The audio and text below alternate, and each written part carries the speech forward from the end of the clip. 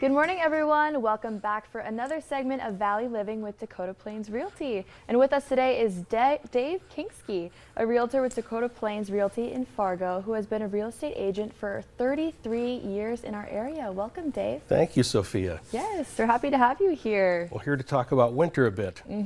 Well, freezing temperatures in houses can cause problems. I mean, water can be a problem at any time, but just a few tips for people this time of year. Most of us, if you have a house, you've got a garden hose attached because you're either watering plants or you're washing your car. Well, this is the time of year to take them off because we start getting freezing, and if that water in that hose freezes back into the pipe in the house, the pipe can burst. Okay. And you might not notice it until spring, and I know because it happened to me years ago. I went to wash my car and couldn't figure out why is there no water pressure. Well, there was a crack in the pipe and it was spraying water in the basement. Oh, wow. Luckily, it was an unfinished part of the basement and figured it out soon. So detach those garden hoses.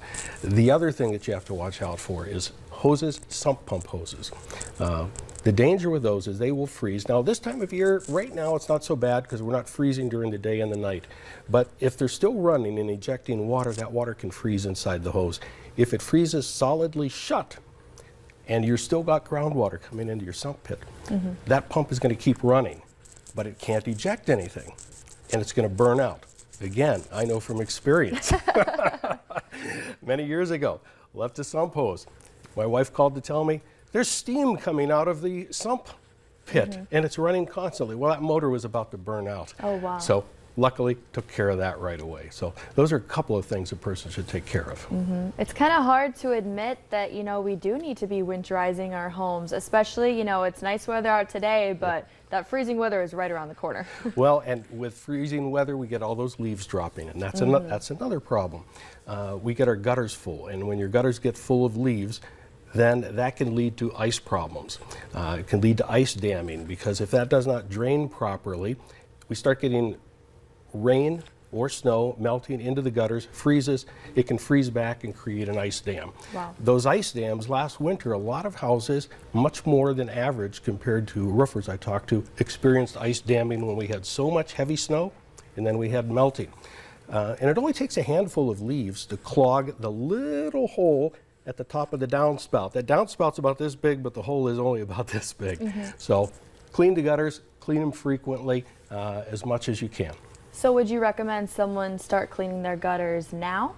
Absolutely. Actually, it's best if you can clean them a couple of times. And at the very least, if you can get up on a ladder and check the ends where the downspouts are coming. Make sure those are not clogged. So if you don't have time to clean the whole gutter, just make sure at least the ends are clear so that water can come down and then not end up freezing with the freezing temperatures. Absolutely. And you mentioned sump water a little bit earlier. Can you let us know how we can safely discharge that? Well, in the wintertime, we don't want to have a big ice pile outside in our yard if it's still running, but we don't want that to freeze. You can discharge it into the city sewers, but only under certain circumstances. Okay. So, like if you're in Fargo, West Fargo, Moorhead, for instance, they have a period of time, usually from sometime beginning of March to the beginning of April, where you cannot do that. But from sometime in October, November until the spring, if you pay for, usually you pay for a waiver, only during that period, you can have it plumbed so that that goes into your city sewer or your drain pipes inside your house. Usually there's not that much water.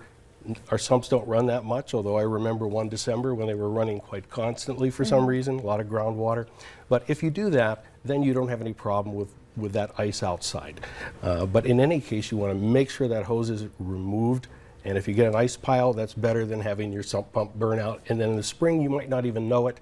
And then your sump's filling up, and now you've got water problems because you didn't know your sump burned out. Absolutely, that is good to know. So how important is it really to keep snow shoveled from sidewalks? I know that's a lot of people's least favorite chore. Yeah, it's a safety thing, and we are required by city ordinances to keep those sidewalks clear. And the best time to clear them is before people start walking on them, making that compacted snow and ice. You don't want to be dealing with an insurance company because somebody slips and falls and cracks their head on your sidewalk. So that's just one of those little maintenance things that you want to take care of during the winter time.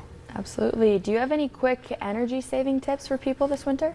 Well, it's still not too late to do any kind of caulking around the house on a warmer day like today.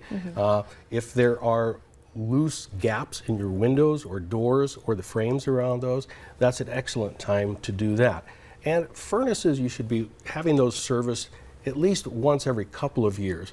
That will make your furnace more efficient and make sure those furnace filters stay clean.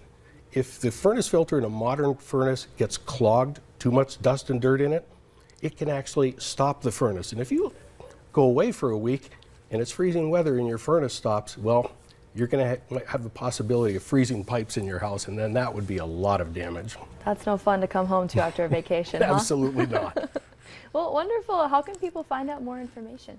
Well, the best thing they can do is talk to their agents. Agents will have a lot of tips, their real estate agent, and if they're doing a home inspection on a home that they're buying, their home inspector is very knowledgeable. They're always very glad to share tips on maintenance for all seasons. So don't just ask about winter when you're talking to your home inspector. Ask about things to do year round. Wonderful. Well, thank you so much for that information, Dave, and it's very timely. Thank you. Yeah, of course. All right, everyone, coming up on today's show, Dr. Hansen from Sanford Health explains a common illness and what parents need to know. Stick around.